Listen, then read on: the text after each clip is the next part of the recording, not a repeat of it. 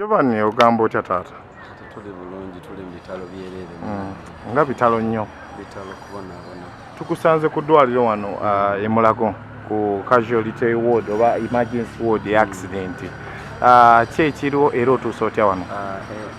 Jo nafunye essimu nga omu ku bayimbi bange afunidde accident. Abadde mu kabenje akabadde ku luguudo oludda eno ku bayitayo batya Semuto Kapeeka Luweero nga amanya ge Lady Grace nga mulimu n'omulala bamuyita Maziga Boa oba gwe bayita Kamulege yawandiika olumba lwa Maziga Boa yali aluyimba yali nnyumirwa ne baŋŋamba nti Lady Grace ajja afiiriddewo ne mbabuuza Lady Grace kintu Lady Grace mwennyini omuyimbi wa Sawuti band neŋŋamba annaaki era sazzeemu kwebakaawo nengezaako contactinga abantu mpaka we nafunye mukulu Ndugga nga yabataasizza okubeera nga abajjawo abaleete mu ddwaliro mu mmotoka ye era bwe tunange ku makya ne bambulira location we bali ku makya nembukeereza nkokola ku makya saa nga 12 nezijja neno casualty kuba babadde baŋŋambye babaleese e Mulago era nga bwe tuli obudde buno. Omuntu abadde tali sure Lady Grace ono wamusisinkana ddi before kumusayininga mu Sawuti band wamusisinkana ddi? Lady Grace twali tuyimbanga naye nga omanya abayimbi time netuuka we yamanya nti nkoze band natandika okunkubiranga essimu ti Jovan njagala kukola naawe biki nemugamba tujja kukola naye mbadde nkyali mu training abanangamba nange netaaga training ey'enjawulo nga bwe babatendeka nammwe nange nfuneko ekyo ekyenjawulo ko nze natandika butandisi kuyimba ne Mukama nanyamba nesobola okubeera nga nfunayo ka hit so nembeera nga mukkiriza najja era mu covid wonna twalinga naye mpaka tuvudde mu covid mpaka guno omwaka leero munaye wasize omukago gw'enkomerero. So diri omusayininga mu Sawuti band wayise banga ki omusayininga? Wayise omwaka nga gumu kitundu okubeera namusayininga omwaka gumu kitundu okupakati. So sheeno gyafuniddeko obuzibu okuba nti ava mu bulamu bwensi obadde ogimanyiko gwe nga abadde yamusayininga oba obadde obakkiriza okuyimba? Mbadde mukkiriza olw'ensonga nti munnaaye ate nze ngeri bwe nti sitegeka buli lunaku buli dakiika oba tugenda tuyimba buli wamu buli wamu nga wafuna chance eya gig nga agenda nakola ki nakwasaganya kyaba akwasaganyiza singa ziba tezitomeraganye naza Sawuti band. Okay. So amawulire gano gazze Sawuti band kigizeeseewa mwenga aba Sawuti band? Lady Grace abadde mundu menye era nene mu Sawuti band era nga kyenja okugamba leero nti wetuli Katonda yamanyi kuba Katonda tagera kibi mbekityo so mu mbeera eyo nga tetumanyi kyetuzaako Mukama Katonda yekka ayinza okumanya naki kyategekedde ekiddakaawo. Kale nga kitalo nnyo wategedde ku details za mumuziika wa aliwa okuva wano agenda zikibwa Mukono naye nga kasita tumala okuva wano eno twade okusinga nga kyetukyalinako kye Mukono yes kubeera n'omubiri gwe ogenda kuba gutwalibwa Mukono okusobola okubeera nga abalala bagulabirako bwekityo. Kale nga kitalo tukweyanziza okuba nga oyogeddeko naffe. Kale kitalo nnyo tubasaasiga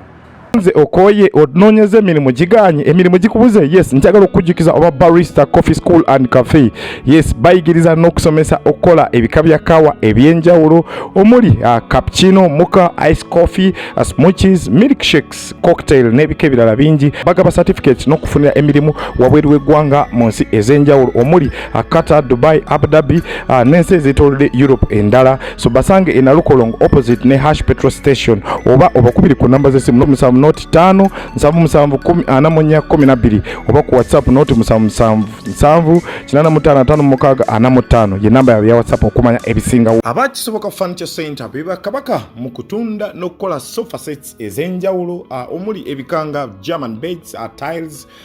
bakola wardrobes, sideboards, office ne school decors kosa dining tables. Gwali okumpi newala tukola deliveries n'ogaba discounts ku buli kyogula kosa n'okusomesa abayizi. Tusange ku Entebbe Road ezana mu kiko oba tukubireko ku noti 7 noti 4 37 03 79 oba ku WhatsApp yaffe noti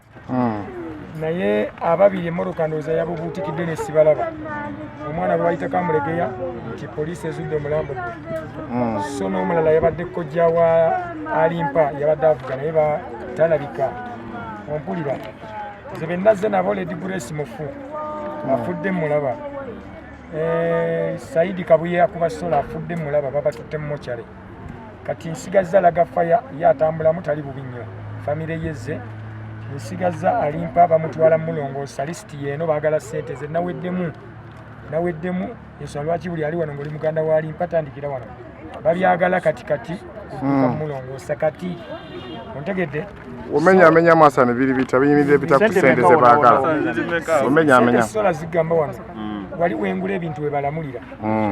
ensonga nweza ekiro zampeddeko lwebyo nti ogenda tomanyi kati oyo so biki bye bamenyeemenyeemu ebyetaagisaawo uliriza sokondeke bino bibawadde mu birabe kisawo ebyo byalimpa bino muganda wa Lagafaya yayabisa akataago ali bubi bagamba bwe batamulongoosa mangu abuliidinga buli kaseera ayinza okufa kati baagala kumulongoosa bino bye bansabye oggula nsiina na 10 senga wa Lagafaya oba senga we azza ngamba nange nninda bannange kati buli muganda w'abantu bano ng'oli eyo dduka misinde naye nammwe abayimbi bannaffe tuli famire muveeyo tusitukiremu tuyambe nze nga bamweyala naweddemu ndi wano ze gwe bayita kyusa ono situla ono kwata ono ndowooza mundaba bwenfaanana so kati muveeyo tugule ebintu bino simanyi bbeeyi nina genda bwe babitunda wanze bantumye ebintu kubiteeka katanda so nsaba buyambi bwammwe mwenna bannayuganda bali eyo eno lisiti bana Arimpa balazeewa lisiti bagitaddewa bagenze naye mugambe lisiti agimpe njagala ssente lisiti agimpe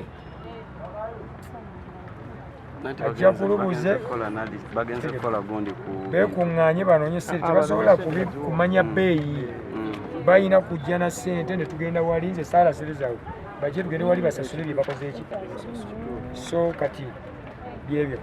naye nga mwebale nnyo mwebale abatudduukiridde mwebale abazze tulaba nammwe abanyambyeko ekiro mwebale nnyo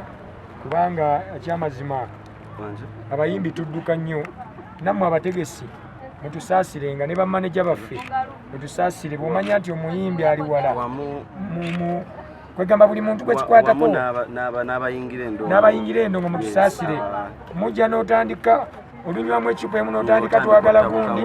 otandika okanyuga ecupa so nga ate mukimanyi naffe tukozesa bulamu tuvuga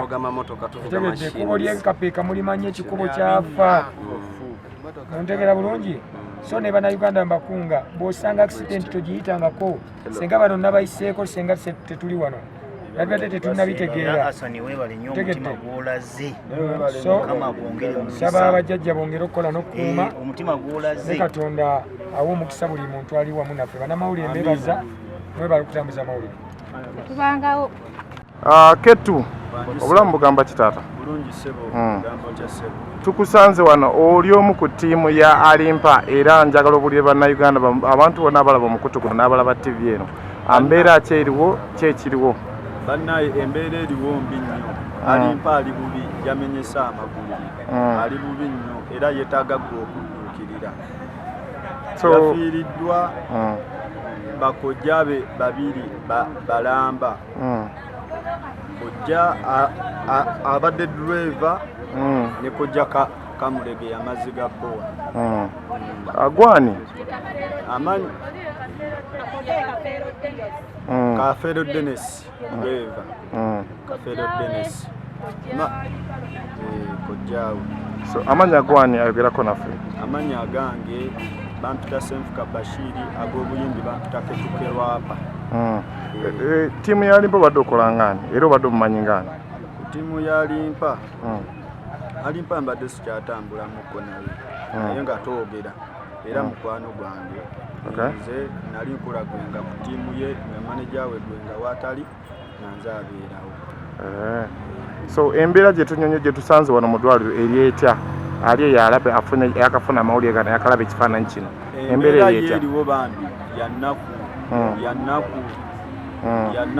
baagala ssente genda gwomukolako naye tewali na ssente bazibbye zabulidde mu nsawo zonna zonna ze yabadde ava okukola ku kizinga kubanga abadde nettuwa yatandika nga 11 mwezi munene. Akabenje bakafuniddewa akabenjo